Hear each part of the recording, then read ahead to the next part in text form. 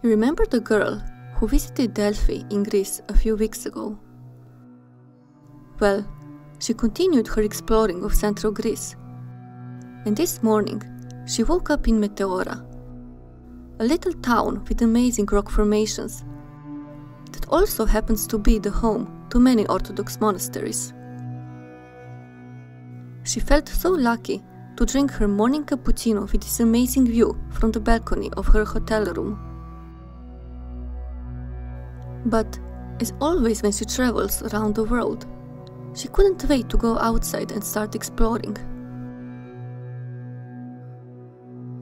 While she was preparing for the trip, she read that there is a dress code for entering monasteries, which includes a long dress or skirt, as well as covered shoulders for women and covered knees and shoulders for men. She decided to put on her long beige linen dress that she bought 2 years ago when she was traveling to Morocco, in order to wear something modest and pay respect to the culture and tradition there. She paired the dress with her favorite backpack that she takes wherever she goes, and also with her new hat that she bought in Andalusia 2 months ago. She likes to dress nice on her vacation. She saw some cats on her way up high in the Rocky Mountains. She doesn't like cats so much. She always preferred dogs. She made a random stop when she saw an icon at the entrance of one of the remaining monasteries. But unfortunately, the monastery of St. Stephen was quarantined because of the COVID case that happened, so she had to skip this monastery.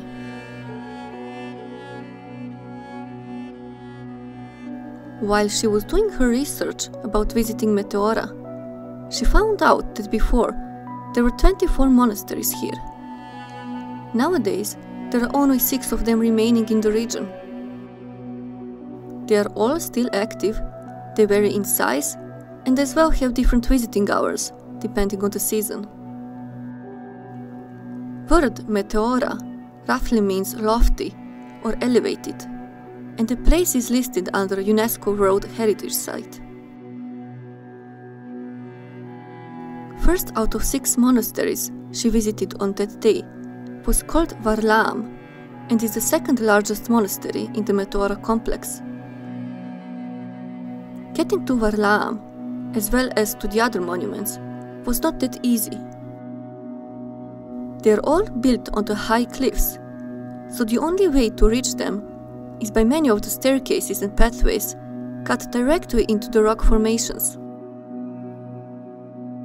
This kind of inaccessibility helped them to stay secret and also harder to be defeated and discovered by many invaders, like for example Turkish during the Middle Ages.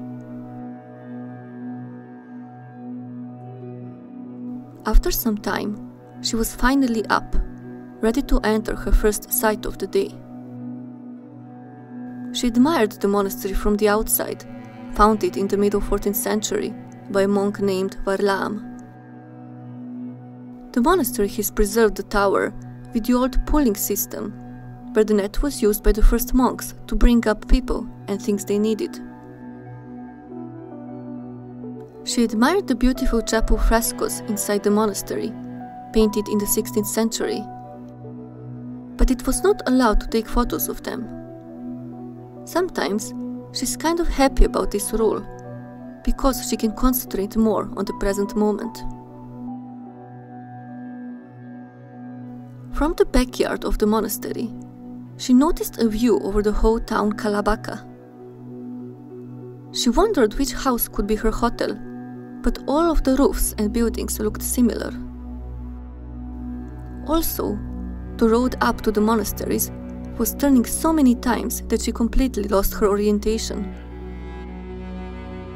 The view was amazing. The weather in September was great. The day was just perfect. She was so grateful to be in Greece again.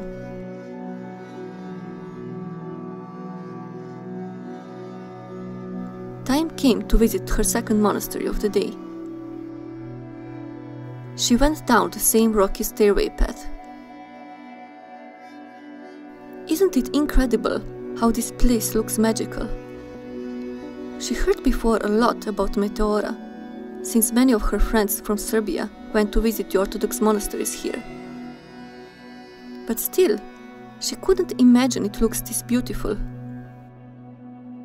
The rock formations even reminded her a bit on some of the places she visited in India.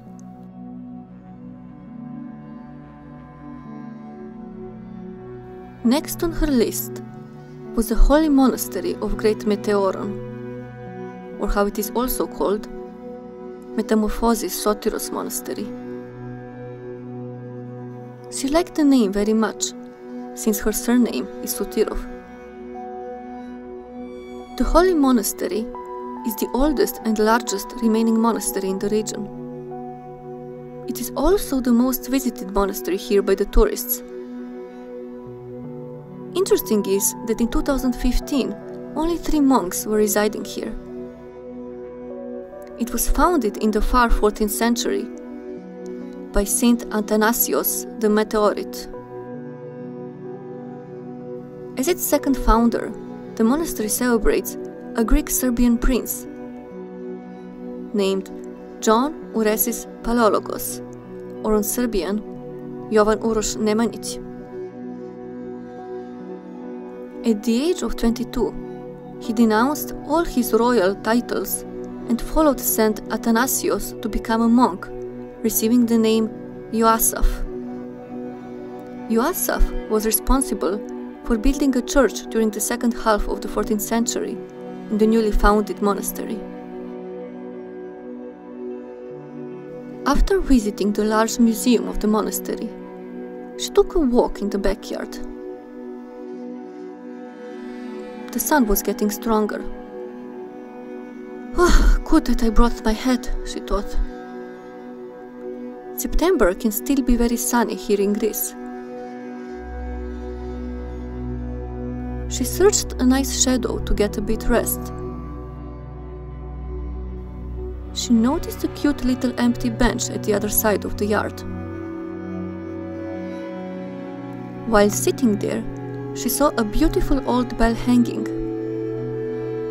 She remembered a small bell that her parents were using sometimes for fun during the summer, when she and her sister would go out to play, and parents would ring the bell when the lunchtime comes. She felt the peacefulness of the monastery. Although it was still high season, there were not so many tourists due to the COVID pandemic. She heard from the monks working here that usually there are so much more visitors coming here. Record year for Greek tourism and Meteora was 2019, with over 32 million visitors. Hopefully, life will soon go back to normal, and people will be able to travel and explore the world again. And of course, visit Meteora. After she rested for a while, she went to check out the view. As in last monastery, it was just magical. All of the monasteries in the area have a great view, either over the rock formations, or city of Kalabaca, or just a view over other monasteries hanging on the top of the hill. From here she could see the Varla monastery, the one she visited just before. She wanted to stay as long as possible, to dive into the beauty of Mother Nature and monasteries from the far. But it was time to go on and visit the third monastery.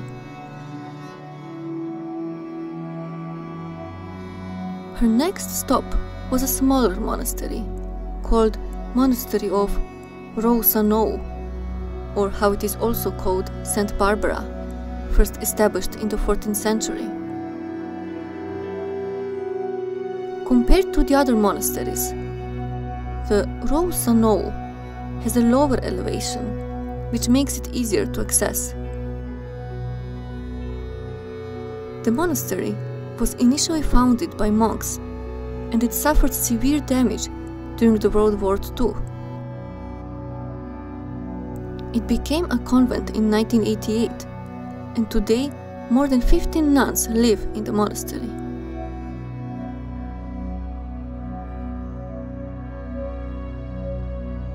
The rest of the day, she spent visiting other 2 monasteries when the time for sunset came.